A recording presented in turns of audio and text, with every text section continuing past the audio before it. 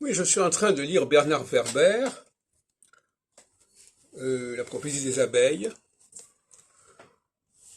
L'ultime secret.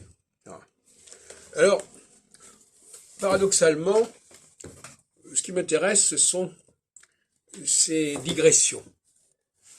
Dans La prophétie des abeilles, par exemple, il y a des digressions qui s'appellent mnémos, où il fait des rappels de telle et telle donnée historique intéressante.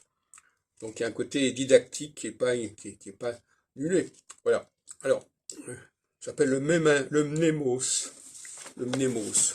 Donc il ponctue son récit de mnémos, de rappels historiques qui ont un intérêt variable. Et dans l'ultime secret, bon ben c'est aussi une réflexion sur l'origine du monde. Voilà. Mais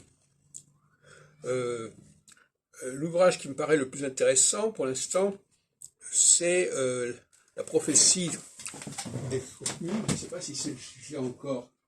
Je crois que je ne l'ai plus. Enfin, je ne sais plus. Où il a créé cette encyclopédie d'un certain Edmund Wells consacrée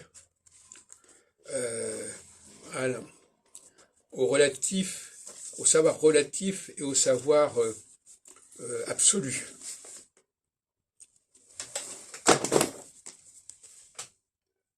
Là aussi, ce sont des digressions.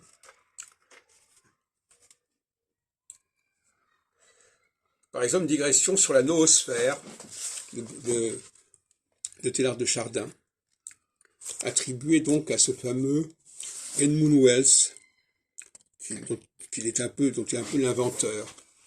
Donc, voyez-vous,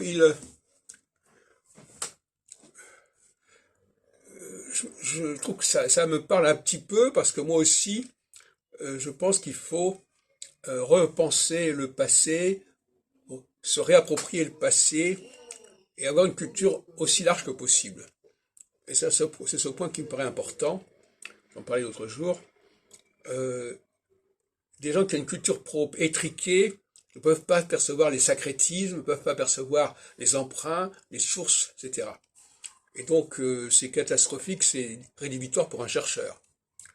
Un chercheur ne peut pas se contenter d'avoir une approche trop focalisée sur un sujet, aussi bien dans le temps que dans l'espace, c'est-à-dire qu'il doit étudier ce sujet, mais des sujets annexes, et dans le temps, des périodes antérieures, mais aussi des périodes postérieures, puisque comme je l'ai montré pour Nostradamus, ce sont les périodes postérieures qui nous montrent que dans certains cas, il y a eu des textes antidatés. Et l'antidatation, c'est la plaie et la clé du prophétisme.